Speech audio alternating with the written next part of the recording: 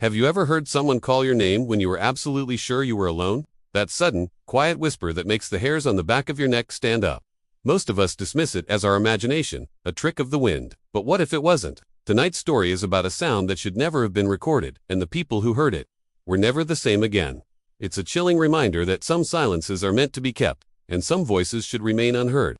Ali was an ordinary guy, but with a rather unusual hobby. He was a sound enthusiast, a modern-day explorer of forgotten soundscapes. For his small, dedicated podcast, he would travel to abandoned places, capturing the echoes of what was left behind. He recorded the groans of decaying buildings, the whistle of wind through shattered windows, the drip of water in forgotten basements. He loved the atmosphere, the history trapped in the air. One particular night, his curiosity led him far outside the city limits, to the skeletal remains of an old textile factory. It had been closed for decades, a hulking shadow against the moonlit sky. The locals had stories. Of course, they whispered tales of strange occurrences, of phantom lights and eerie noises. Specifically, they claimed that at exactly 3 o'clock in the morning, disembodied voices could be heard echoing through the empty halls. Ali, a man of science and sound waves, didn't believe in ghosts. He believed in high-fidelity microphones and the rational explanations they could provide. He arrived just before midnight, the factory looming over him like a silent giant. Inside, the air was heavy and still, thick with the smell of rust and decay. He found the main production floor, a cavernous space filled with the ghostly shapes of machinery draped in cobwebs. This was the perfect spot. He carefully set up his professional-grade recorder on a tripod, positioning the sensitive microphones to capture the faintest of sounds. He checked his levels, made a few adjustments, and then, at 2:59 a.m., he pressed the record button. Then he waited. The first few minutes were filled with an almost oppressive silence. Not a single sound.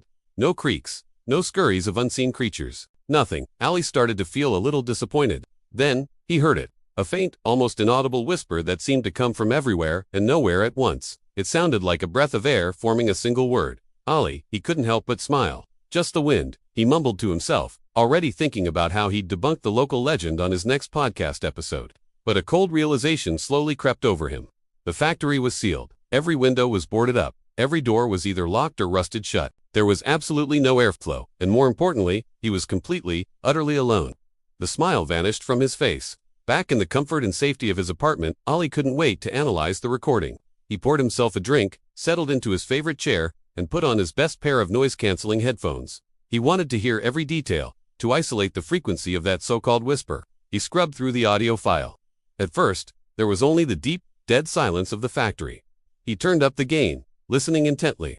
And then, it returned. This time, without the cavernous echo of the factory, the whisper was terrifyingly clear. It was intimate, as if someone was speaking directly into his ear. Ali, don't turn around. His entire body went rigid. His fingers, which had been resting on the mouse, were now frozen in place. The voice, it was horrifyingly familiar. It sounded exactly like his own, but distorted. It was colder, devoid of all warmth and emotion.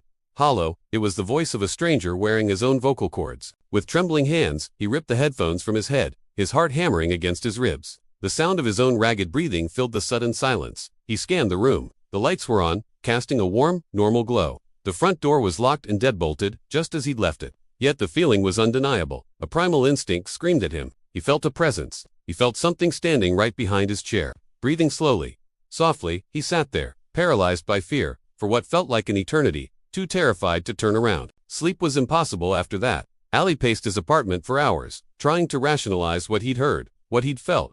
He replayed the audio file over and over, each time the cold, hollow version of his own voice sending a fresh wave of dread through him. He checked the time. It was 2:58 a.m. His eyes were glued to the digital clock on his nightstand as the numbers ticked over. 2:59. Then, precisely as the clock struck 3 o'clock in the morning, his phone, sitting on the desk across the room, lit up and began to ring. The shrill sound cut through the silence like a knife. He stumbled towards it, his hands shaking. The screen read, "No caller ID." Against his better judgment, a morbid curiosity he couldn't resist forced him to answer. He put the phone to his ear. "Hello," he stammered. Silence. Then, he heard it again. The same slow, steady breathing he'd imagined behind him earlier. It was on the other end of the line. "You recorded me," the voice said. It was the same cold, empty imitation of his own voice from the recording. A surge of anger and fear coursed through Ali. "Who are you? What do you want?" he shouted into the phone. There was a long pause on the other end, filled only by that chilling, rhythmic breathing. Then, the reply came, each word delivered slowly, deliberately. "I am something that was never meant to be heard." The line went dead. At that exact moment, his phone chimed with a notification. A new file had been received. It had saved itself automatically to his device's memory. His heart was pounding so hard he could feel it in his ears. He stared at the notification on his phone's screen. A new audio file. The file was named with just 2 words, a stark and simple message that made his blood run cold. Last warning. His thumb hovered over the play button.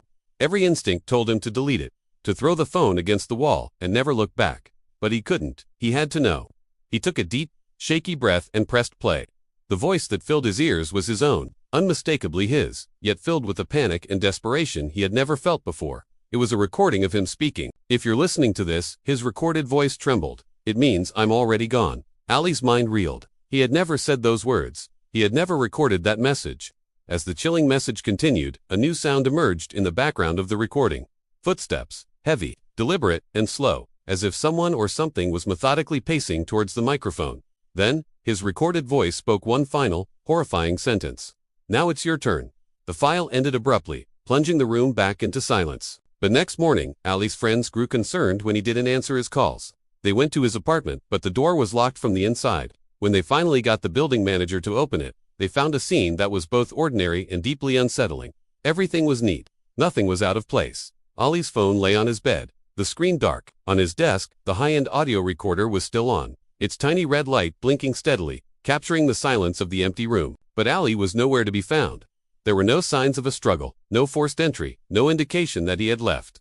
He had simply vanished from inside his locked apartment. The police were baffled. In their investigation, they found one last recording on his equipment. It was time-stamped just after 4 a.m., long after he had disappeared.